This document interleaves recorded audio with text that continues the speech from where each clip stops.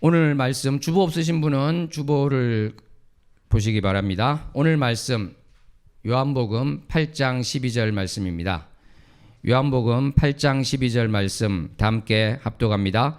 예수께서 또 말씀하여 이르시되 나는 세상의 빛이니 나를 따르는 자는 어둠에 다니지 아니하고 생명의 빛을 얻으리라. 아멘. 기도합니다. 하나님 아버지 감사합니다. 오늘 말씀 가운데 주님께서 친히 각인에게 말씀하여 주시옵소서. 모두가 주님을 향한 마음을 가지기를 소원합니다. 종의 입술을 또 붙들어 주시옵소서. 예수님 이름으로 기도하옵나이다. 아멘. 사랑하는 성도 여러분, 오늘 이 말씀은 예수님께서 내가 세상의 빛이다 이렇게 선포하고 계시는 말씀입니다. 이때는 초막절 무렵이다 이렇게 우리가 볼 수 있겠는데요. 초막절이 지난 다음인데 바로 이스라엘의 3대 절기 중에 하나가 초막절이 되겠습니다. 유월절이 있지요. 또 맥추절, 칠칠절이라고도 하고 오순절이라고 하던 맥추절이 있고 또 장막절, 수장절이라고 하는 초막절이 있습니다. 이 초막절은 빛의 축제이기도 하고 기쁨의 축제이기도 합니다. 저도 프랑스에서 살았을 때 그 도시가 빛의 축제가 있었고 얼마 전에 또 네팔을 갔더니 거기도 빛의 축제가 있더라고요.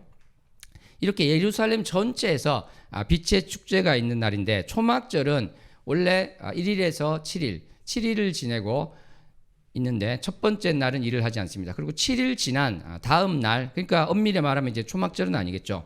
8번째 되는 날에도 일을 하지 않고 있습니다. 그런데 이 초막절 기간에 여러 가지 일들이 나타나고 있습니다. 전에도 한번 말씀드렸는데요. 실로암에서 물을 떠다가 그것을 번제단에 바치는 그러한 일들이 매일 일어나고 관제로 바치는 그것이 계속 일어납니다. 그리고 해가 지면은 여인의 뜰에서 관제 축제 이것을 하게 되는데요. 밤마다 여인의 뜰에 큰 높은 기둥 4곳을 세우고 거기에 기름을 붓고요. 거기에 불을 환하게 밝힙니다.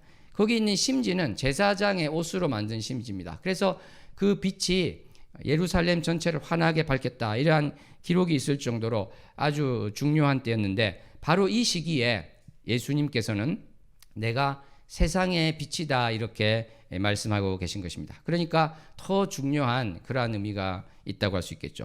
요즘 사람들은 빛이라고 하면은 이렇게 어떤 종교적인 의미, 예수님과 관련된 이런 것을 생각하기보다는 그저 이제 다른 것을 생각하게 되겠죠. 물리학자라면 어떻게 될까요? 빛이 파동이고 뭐 입자다. 전자기장이 진동하고 그것이 공간에 퍼져가는 것이다. 뭐 이런 식으로 이야기를 하겠죠. 인문학자라면 어떻게 할까요? 빛하면 생각나는 것이 아마 계몽주의일 것입니다. Age of Enlightenment에서 거기 보면은 빛이라는 것이 들어가 있죠. 불어로도 보면은 빛이 시에클 델 루미에르 해가지고 빛의 색이다 이렇게 해서 계몽주의에 관련돼서 이야기를 하고 있습니다. 계몽주의는 그러니까 아주 이 어둠에 있는 중세 시대에 우리가 빛으로서 나타나겠다. 인간의 이성이 그 어둠을 밝혀주겠다 하고 나온 것이라고 할 수 있겠습니다. 우리 성경에서는 그 어둠에 대해서 사실은 그 전부터 이야기를 하였습니다. 마태복음 4장 16절을 보면은 이런 말씀이 있습니다. 흑암에 앉은 백성 그리고 사망의 땅과 그늘에 앉은 자 이런 말씀이 나오고 있는 것입니다. 이 어둠에 대한 것을 이야기하고 있는 것인데 이 어둠은 무지를 말하는 것이고요. 오류를 말하는 것입니다. 정결치 못한 것을 말하는 것이고 도덕적으로 부패한 것을 말합니다. 고통을 말합니다. 무엇보다도 비참한 것을 말하고 있습니다. 그래서 아까 읽은 마태복음 4장 16절은 바로 죽음의 그림자다. 그렇게 또 번역을 하고 있기도 하죠. 전도서 2장 14절에 보면은 우매자는 어둠 속에 다닌다. 이렇게 이야기하고 있습니다. 시편 82편 5절에서도 흑암 중에 왕래한다는 이러한 말을 하고 있는 것입니다.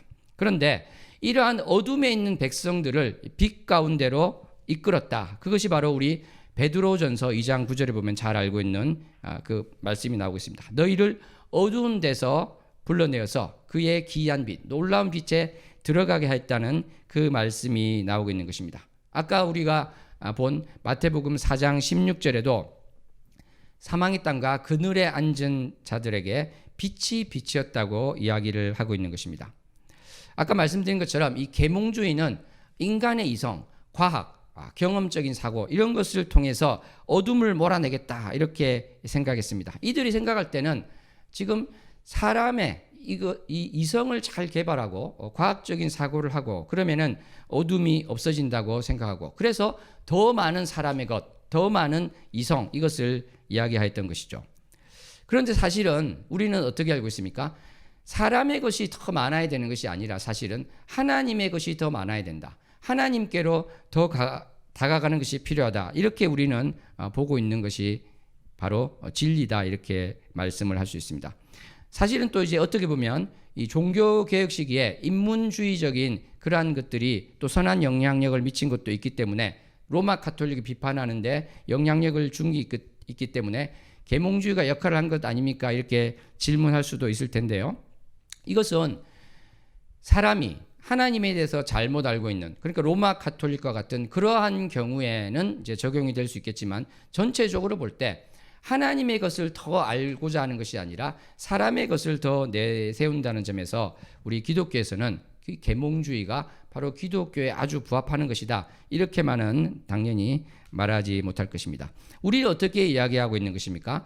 바로 하나님이 아니라 사람의 이성만을 중시하게 될 때 사람의 생각에서 받아들일 수 있는 것만을 또 성경에서 받아들이려 할 때 그것은 바로 하나님에 대해서 오해하게 되는 것이고 하나님을 잘못 알게 되는 것이고 결국은 계몽주의는 어둠에서 빛이 있는 곳으로 가고자 하는 주장을 했지만 실제로는 어둠으로 돌아가는 그러한 것이다. 이렇게 이야기를 하게 되는 것입니다. 그러므로 아까 우리가 본 베드로전서 2장 9절에 있는 것처럼 어둠 속에 있는 백성을 기이한 빛 가운데 불러냈다는 것은 바로 하나님을 모르던 백성을 하나님을 알도록 구원이 없던 자들에게 구원을 준 그것으로 불러냈다는 것이 된다고 말씀을 드릴 수 있겠습니다. 그래서 에베소서 5장 8절에는 바로 전에는 어둠이었는데 이제는 주 안에서 빛이라 이렇게 선언하고 있는 것입니다. 욥은 33장에 보면은요. 내 영혼을 건지사 구덩이에 내려가지 않게 하셨다 이러한 고백을 하고 있습니다. 그러니까 어둠에 있다는 것이 구덩이에 있는 것이고 그것은 바로 영혼을 건지는 문제가 되고 생명의 빛이 있어야 되고 그것이 비추임을 받아야 된다 이렇게 볼 수 있는 것입니다. 구덩이라는 것은 또 다른 말로 이제 무덤이라고도 할 수 있는 것이 되는 것이죠. 그러니까 어둠에서 빛으로 간다는 것이 바로 구원이 되는 것인데 왜 또 그렇게 될까요? 우리 한번 주보에 있는 시편 27편 1절을 합독했으면 좋겠습니다. 오늘 찬양에도 합독했죠. 찬양은 어찌된 영문인지 이것을 힘이라고 해서 우리 교회에서는 빛으로 이 시편을 따라서 고쳤습니다. 시편 27편 1절을 합독합니다. 여호와는 나의 빛이요 나의 구원이시니 내가 누구를 두려워하리요 여호와는 내 생명의 능력이시니 내가 누구를 무서워하리요. 아멘. 생명의 능력, 생명의 피난처로 옮길 수 있는데 바로 이 이야기를 하고 있습니다. 여호와는 나의 빛이고 그것이 바로 내 생명의 피난처가 된다. 이 고백을 하게 되는데 왜 그럴까요? 바로 주님이 빛이라고 말하고 있기 때문에 그런 것입니다. 빛으로 우리가 어둠에서 빛으로 간다는 것은 바로 하나님께서 빛이기 때문에 우리가 구원을 받게 된다는 그것이 있는 것이죠.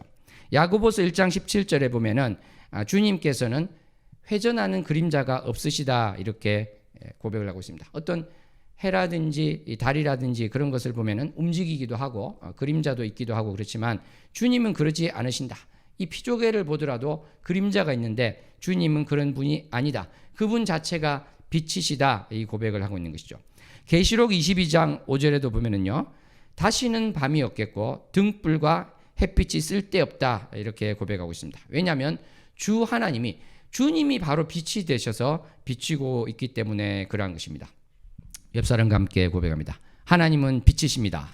하나님은 빛이십니다. 아멘. 그런데 고린도후서 4장 6절에 가면 이런 말씀이 있습니다. 바로 하나님께서는요. 우리에게 하나님의 영광을 아는 빛을 우리 마음에 비추어 주셨다 이렇게 말씀하고 있습니다. 하나님의 영광을 아는 빛을 우리 마음에 비추어 주셨다고 하는데 그 영광이 바로 그리스도의 얼굴에 있다 이렇게 말씀을 하고 있습니다. 사랑하는 성도 여러분, 하나님이 빛이시라면 삼위일체 하나님의 한 위이신 예수님이 또 당연히 빛이신 게 됩니다. 그래서 바로 오늘 우리가 합독한 본문 말씀에 예수님께서는 나는 세상의 빛이다 이렇게 말씀하고 계신 것이죠. 이것은 제가 여러 번 말씀드렸습니다만은 주님의 신적인 선포가 되겠습니다. 에고 에이미 이렇게 하면은 바로 그 말은 영어로 하면은 I am이지만 바로 출애굽기 3장 14절에 나온 그것을 떠올리면서 예수님께서 하나님이시다 이것을 선포하는 거라고 말씀을 드렸습니다. 그래서 에고 에이미라는 말 듣고 예수님을 잡으러 온 사람들이 땅에 엎드려졌다 그 말씀도 드렸죠. 기억나시나요? 그래서 예수님께서는 생명의 떡이다 그리고 세상의 빛이다 이 두 번째로 이 말씀을 하셨던 것입니다. 이렇게 주님께서 빛이라고 했을 때는 바로 어둠, 그 무덤과 같은 멸망과 반대되는 의미에서 구원으로서 우리를 건지시는 것을 이야기하고 있다 이렇게 볼 수 있겠습니다. 빛은 일반적으로 성경에서 순수함, 정결, 거룩, 기쁨, 즐거움의 상징이 되는데 아까 우리가 시편 말씀을 봉독한 것처럼 무엇보다 구원의 상징이다 이렇게 우리는 할 수 있을 것입니다. 이것을 우리는 어디서 또 볼 수 있겠습니까? 요한복음 1장 4절에서 잘 볼 수 있죠. 그 안에 예수님 안에 생명이 있었다 이렇게 이야기하면서 그 생명이 사람들의 빛이다 이렇게 고백을 하고 있는 것입니다. 예수님 안에 생명이 있고 이 생명이 사람들의 빛이 되는 것입니다. 그래서 시편 36편 9절에서도 생명이 원천이 주님께 있습니다. 생명의 원천이 주님께 있고 주의 빛 안에서 우리가 빛을 보리다 이렇게 고백하는 것입니다. 주님께서 빛이십니다. 우리가 주님의 빛 안에서 빛을 보고 생명을 보고 얻기를 원합니다. 아멘. 사랑하는 성도 여러분, 요한복음 12장 36절을 보면은 이렇게 말씀하고 있습니다. 너희에게 아직 빛이 있을 동안에 빛을 믿으라. 너희에게 아직 빛이 있을 동안에 예수님이 계신 동안에 빛을 믿으라고 이야기하고 있는 것입니다. 그러면 빛의 아들이 되리라고 이야기하고 계십니다. 사랑하는 성도 여러분, 우리가 오늘 새벽 말씀에도 제가 드렸지만 최후의 심판대에 서서 아무리 주님 이제 제가 주님을 믿어보겠습니다 해도 이미 때는 늦더라는 것입니다. 이 땅 가운데에서 우리가 할 일이 많이 있겠지만은 바로 예수를 모르고 이 땅의 삶을 마감한다면 그것이 가장 비참한 인생이 되는 것이고 가장 불쌍한 인생이 되는 것입니다. 반대로 나의 삶이 많은 세상 사람들이 볼 때 실패한 것 같고 비참한 가운데 살고 있는 것으로 보일지라도 내 안에 예수님이 계시면 내가 예수님을 신종으로 영접하고 예수님에 대한 진짜 믿음이 있다면 나는 비참한 자가 아닌 것입니다. 나는 부요한 자가 되는 것이고 존귀한 자가 되는 것입니다. 우리 옆사람에게 한번 고백했으면 좋겠습니다. 당신은 존귀한 분입니다. 당신은 존귀한 분입니다. 예. 한 번 더 해볼까요? 당신은 보석처럼 빛나는 사람입니다. 당신은 보석처럼 빛나는 사람입니다. 아멘. 그렇습니다. 우리 자신이 잘나서가 아니라 바로 내 안에 성령님께서 계시기 때문에 우리는 바로 보석과 같이 빛나는 자가 될 수 있다. 이것을 고백했으면 좋겠습니다. 사랑하는 성도 여러분, 이렇게 빛으로 오신 주님께서 요한복음 1장 5절에 보면은 어둠에 비쳤습니다.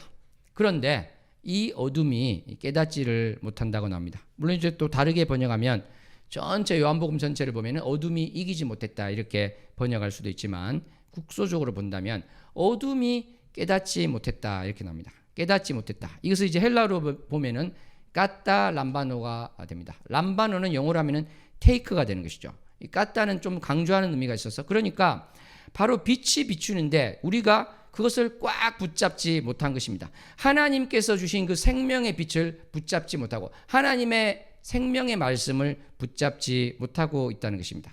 그래서 내가 살아갈 때 마치 하나님이 계시지 않는 것처럼 살아가고 있다는 것입니다. 그래서 요한복음 1장 10절에 보면은 주님께서 세상에 계셨는데 그리고 이 세상은 바로 주님으로 말미암아 지은 바 되었는데 세상이 알지 못했다.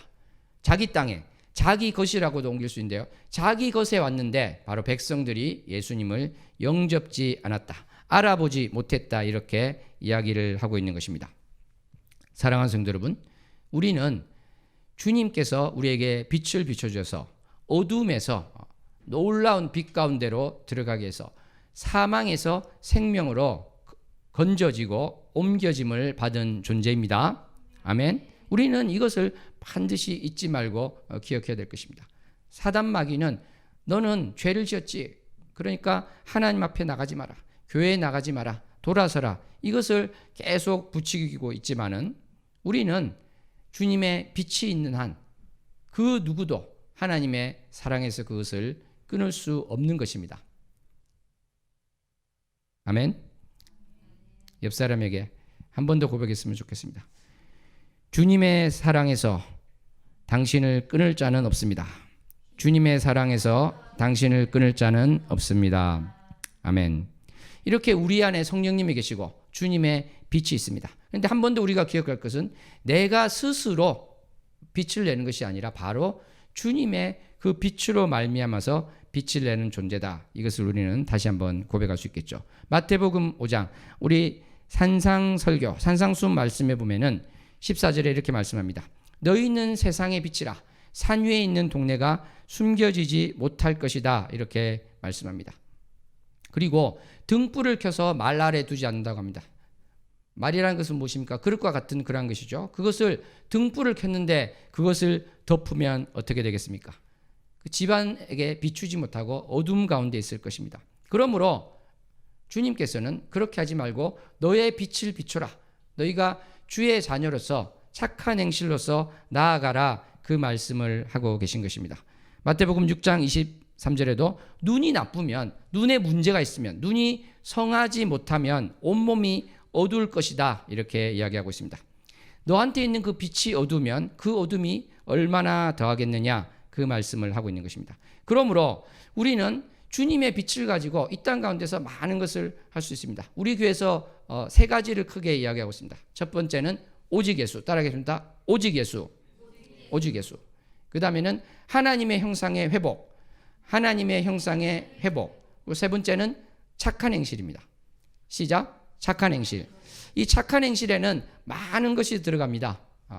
그리스도인의 사회적 책임도 들어갑니다. 그래서 제가 오늘 본문 말씀을 또 하면서 그리스도인의 사회적 책임을 대해서 말씀을 나누기도 하였습니다. 그런데 오늘은 나의 개인을 한번 바라보는 시간을 가졌으면 좋겠습니다.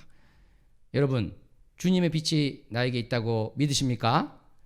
내가 어둠 속에 있지 않고 빛 가운데 있다는 것을 믿으십니까? 그렇다면 주님의 말씀이 어떠한지 한번 우리가 보았으면 좋겠습니다. 에베소서 5장 8절에는 이렇게 말씀합니다. 너희가 전에는 어둠이더니 이제는 주 안에서 빛이라, 빛의 자녀들처럼 행하라, 이 말씀을 하고 계십니다. 옆 사람에게 빛의 자녀들처럼 행하시기 바랍니다. 빛의 자녀들처럼 행하시기 바랍니다. 그런데 이 빛의 자녀는 여러 가지 착함과 의로움과 진실함이 있을 것인데, 특별히 우리는 요한 1서 말씀을 좀 보았으면 좋겠습니다. 이 요한 1서 말씀에는 어떠한 말씀이 있는가? 그것은 바로 우리가 빛 가운데 있다고 하면서 바로 형제를 미워하면 그 사람은 문제가 있다는 것이죠. 오늘 주보 지금 보시고 2장 9절에서 11절 나와 있죠. 그것을 한번 합독해 보았으면 좋겠습니다. 요한 1서 2장 9절로 11절 말씀 합독합니다. 빛 가운데 있다 하면서 그 형제를 미워하는 자는 지금까지 어둠에 있는 자요, 그의 형제를 사랑하는 자는 빛 가운데 거하여 자기 속에 거리낌이 없으나 그의 형제를 미워하는 자는 어둠에 있고 또 어둠에 행하며 갈 곳을 알지 못하나니 이는 그 어둠이 그의 눈을 멀게 하였음이라. 아멘. 그러니까 우리가 빛 가운데 있다고 했는데 형제를 미워하고 있다면요, 나는 지금 빛 가운데 있는 게 아니라 어디 있다는 것입니까? 어둠에 있다는 것입니다. 나의 눈이 멀었다는 것입니다.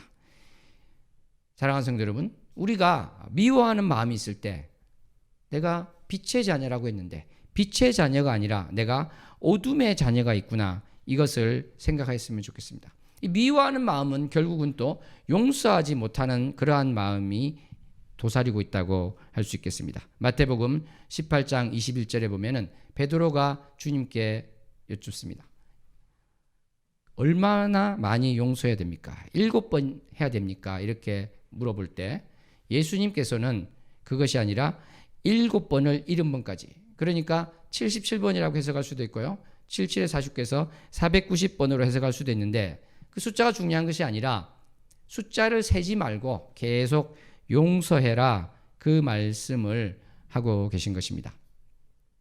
사랑하는 성도 여러분, 용서는 내가 할 수 없을지 몰라도 바로 성령님의 의지에서 우리는 용서할 수 있을 줄로 믿습니다. 아멘.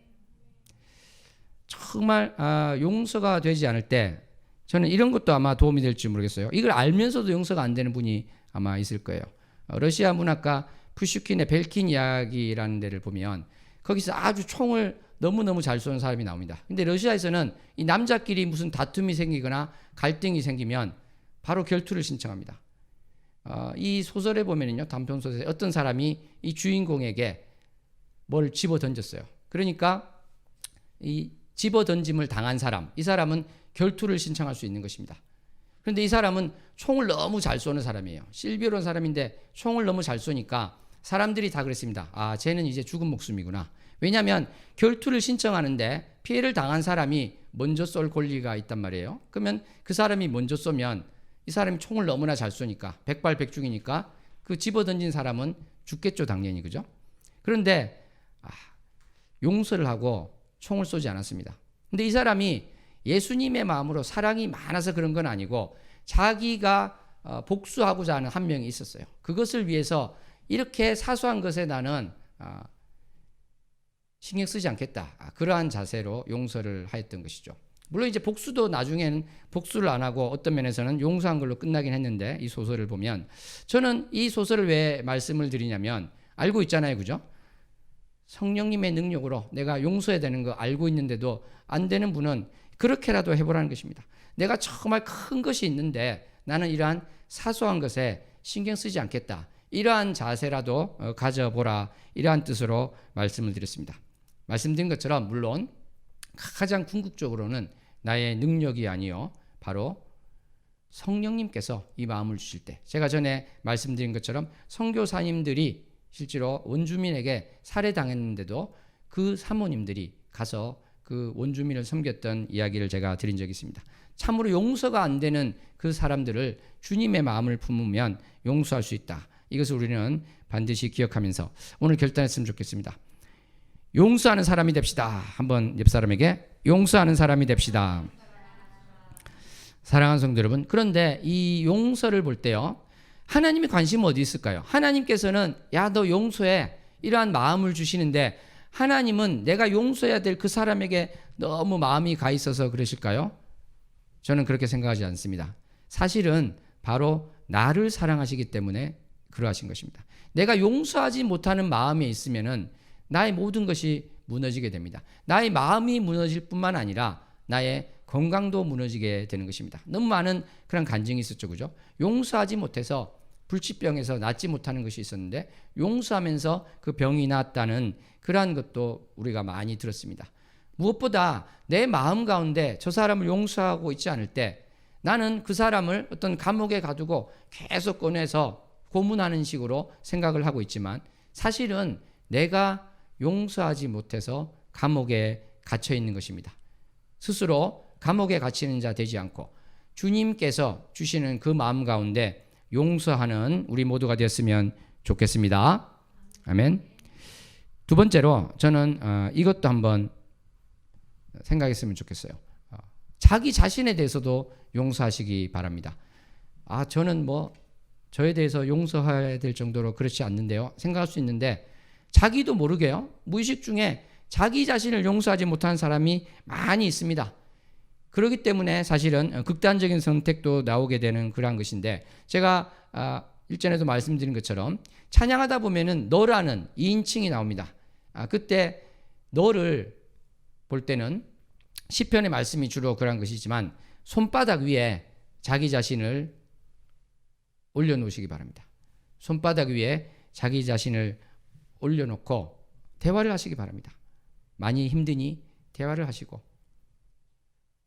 너 힘든 거 알아, 이렇게 이야기할 수도 있겠죠. 내가 너를 용서해, 이렇게 말할 수도 있을 것입니다. 사랑하는 성도 여러분, 그 말을 하는 주체는 내 입이 되는 것이지만 사실은 내 안에 성령님께서 말씀하실 수 있는 것입니다. 성령님께서 우리 각인을 너무나 사랑하십니다.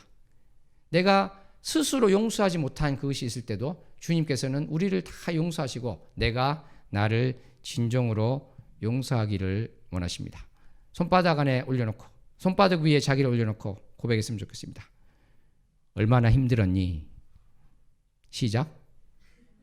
이 반응이 좀 한번 손을 펴보세요. 일단 손을 펴세요. 자, 자기 자신을 올리시기 바랍니다. 올려놓고 얼마나 힘들었니? 얼마나 힘들었니? 나는 너를 용서해. 여러 사람이 있어서 잘 안 되는 것 같은데 집에 가서 꼭 해보시기 바랍니다. 정말 기도하면서 자기 자신을 용서해서 정말 진리가 너희를 자유케 하리라. 많은 것에서 자유하고 우리가 죄로부터 자유함을 얻는데 여기에서도 자유함을 얻는 우리 모두 되었으면 좋겠습니다. 아멘.